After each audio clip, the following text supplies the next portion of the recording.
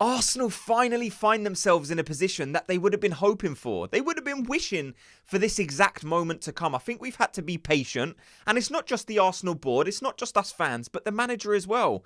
I'm not even just going to speak to you in this video. I'm going to show you on screen exactly why things at Arsenal can change very, very quickly. There's going to be a level of realism, of course, added in this video. But I'm going to show you exactly why things might not be as bad at Arsenal as a lot of people are trying to make out it is, okay? So we're just going to very quickly start on like our next 9 fixtures. And I could have done 10, of course, but I've done 9 because that is the number that can be shown on the screen, okay? So I'm going to bring it up now. So this is Arsenal's next 9 fixtures, okay? And you need to bear with me because all of this ties together. I'm going to show you ours, Liverpool's and Man City's and run you through why, like I said, things are looking actually quite positive around Arsenal, okay? So these are our next 9 fixtures. Now you need to pick out the ones that you think have the most jeopardy, like an actual game that you think you could lose, okay? And I'm looking at the first 2 games, Nottingham Forest and West Ham. And of course, all games are going to be difficult, but I'm looking at them too and saying, if we are to do anything this season,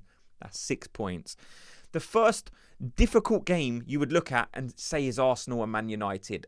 And that would be one, okay, that I'm looking at and saying, right, there's jeopardy in that game. But Arsenal have a great record against Man United at home. So even that game I'm looking at and saying, you know, it's a tricky game, but Man United aren't the team of old. Like, this isn't the great Manchester United. This is Manchester United going through some kind of transition. So you got Man United and then Fulham.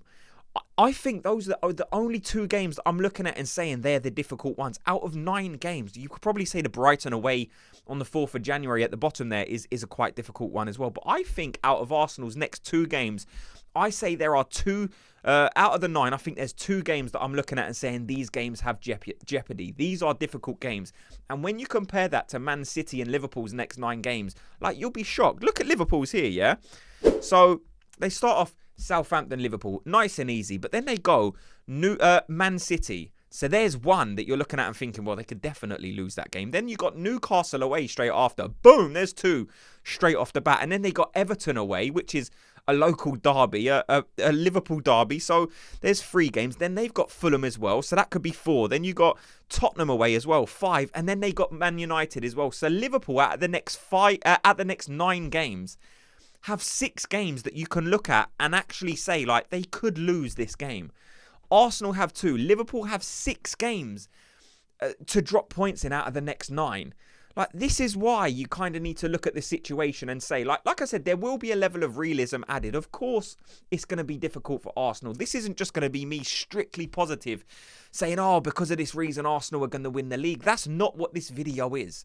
Like, I've said a couple of times, Arsenal have left themselves in a very, very difficult position. But I'm just here to tell you and inform you and show you that maybe things don't have to be as difficult as some people have built it up to be in their head. There's a lot of negative Arsenal videos out there on YouTube telling you why we can't win the league, why we're not going to do, why their manager isn't good enough, why this set of players can't perform at a level to bring home a title, to bring home a trophy. And I'm just here to show you some facts and say, listen, it's going to be difficult, but just look at what Liverpool have got coming up. Look at what Man City have got coming up. So those are Liverpool's games there, and there are definitely jeopardy in 6 of those games, okay? And then we can move on to the Man City games. Like, as well, look at the first 2 games Man City have. They got Tottenham, notoriously difficult for Man City. Before a season starts, if you pick out one bogey team for Man City, I'm sure most of us would probably say Tottenham. They have a torrid time with Tottenham, and they got them coming up straight away after these international fixtures finish. So it's like Tottenham straight into Liverpool at Anfield. Probably best result there would be a draw. And then they've got a bit of an easier one. They got Nottingham Forest, Crystal Palace, and then they got Man United. Again, another game with jeopardy. Not, like I said, it's a big game for Man City. Like, they're local, like, it's a local derby. It's like us playing Tottenham, isn't it? Form kind of goes out the window, so it doesn't matter how good Man United are in that moment. There's been countless examples over the seasons of the underdog team beating the team that's expected to win. It's just what happens. So there's another one there with Man United. Then they got Villa away. Again, a very, very difficult fixture. We've seen Arsenal struggle at places like Villa Park. And we know Man City this season are like right now in this moment, they're not playing at the level that they would hope to be. They've got injuries. They do have some players coming back, which is fair enough, but they're still missing players like Rodri. And we've seen it's almost like as soon as they lose Rodri, I've said it before on this channel, they just forget how to play football, which to me is crazy. But that's another game there. Aston Villa, and then they got Everton, Leicester, and then West Ham's probably going to be a tricky one, but I'm not going to count that one. So I think there, Man City have 4 or 5 games that I'm looking at and saying there's real jeopardy in those games. I'm looking at them games and saying, but I can expect Man City to drop points in 4 or 5 of those games. You can look at Arsenal's games and find probably 2.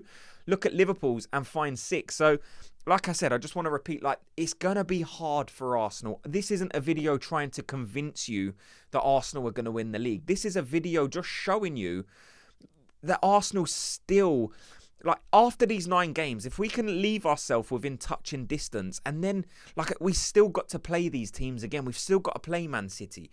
We've still got to play Liverpool. Like, this next 9-game fixtures, I'm looking at and saying, if we can, like, pick up, if we drop points in 2 of those games only out of them 9, we're going to leave ourselves in a fantastic position. Like, the league isn't done yet. It's difficult. So hard. We're like 9 points behind Liverpool. It's never been done before. So I'm not going to pretend to you that it's going to be easy, but I'm going to say to you, there's still a chance for obvious reasons. After these 9 games, if we still find ourselves 9 points behind Liverpool, 8 points behind Liverpool, then I'll probably say, look, we've probably missed our best chance to close that gap on Liverpool.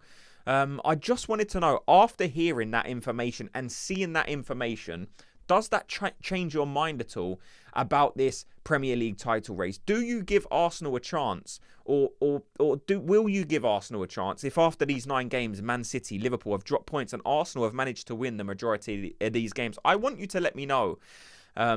Yeah, are you looking at this fixture list and saying this is a perfect opportunity for Arsenal? And if we can pick up or kind of bridge that gap, I think things are looking good for Arsenal. I want to hear your guys' thoughts on it. After that, I just wanted to ask one question that I've kind of seen being floated around social media, and it's a very, very simple one. It is just, if you could pick this season for Arsenal to win one major trophy, would it be the Premier League or the Champions League? That's all I want you guys to let me know. Look, I've always been under the opinion of, like, give me the Champions League, just because I've never seen our team win it. Like, this season could be a season where I understand why you would want to win the Premier League. Like, people will always say the biggest trophy or title you can win is your domestic league. The Premier League will always be the biggest trophy you can win.